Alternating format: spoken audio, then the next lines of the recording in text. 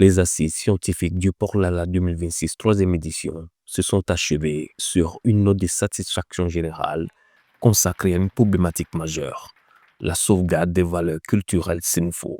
Ces rencontres ont réuni experts et détenteurs du savoir traditionnel autour d'un objectif commun: penser l'avenir à partir des fondements culturels. Une innovation de cette édition.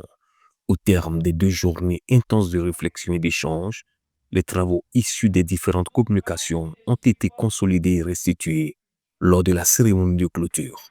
Des contributions jugées d'une importance capitale, tant par la richesse des analyses que par la pertinence des recommandations formulées.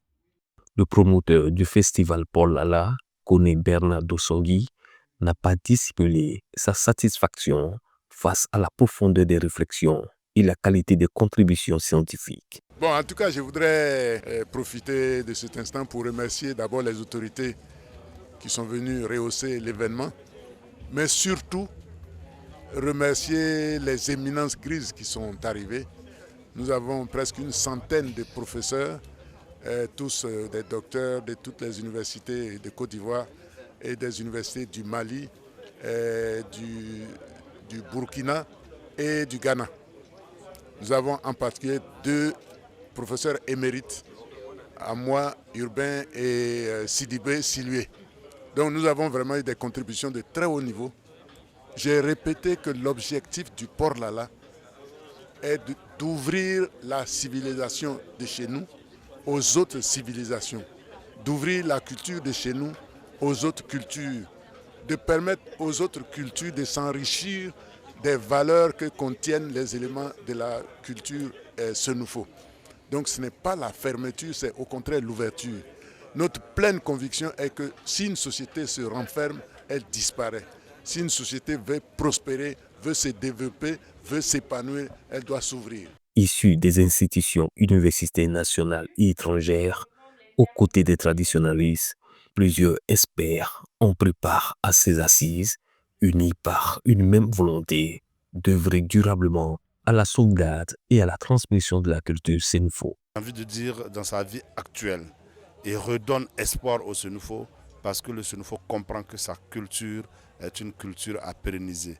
Il comprend que sa culture a de la valeur. Il comprend que sa culture est immersible.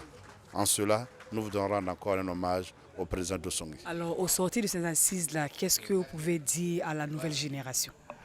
La culture Senufo, c'est notre patrimoine. Et quand on perd son patrimoine, on se perd au milieu des autres. Il faut forcément avoir une identité personnelle pour pouvoir être fort devant les autres. Et justement, la jeunesse est appelée vraiment à pouvoir s'intéresser à cette culture Senufo. Et d'ailleurs, disons, au musée Senufo, notre public cible, c'est les jeunes et les enfants.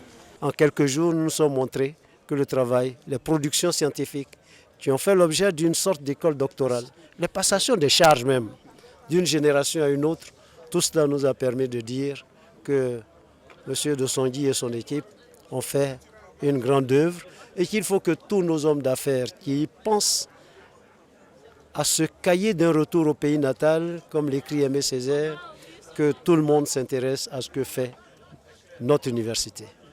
L'université africaine va regarder loin et nous irons alors plus haut et plus loin avec nos propres savants et nos érudits. Entre héritage et modernité, les valeurs Senfo tracent leur avenir.